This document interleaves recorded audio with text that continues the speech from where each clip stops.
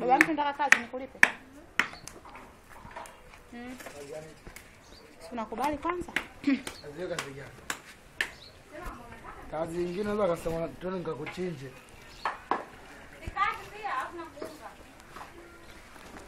Abe nikifa mimi mwenyewe nipo peke yangu. Sina laana wala blaza. Kwa utaki.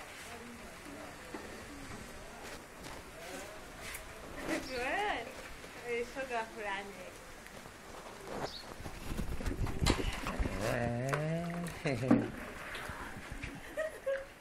Mambo uswazi haya, watu wanawasha vyombo, ingawa anafua, ingawa anapika hivyo yani.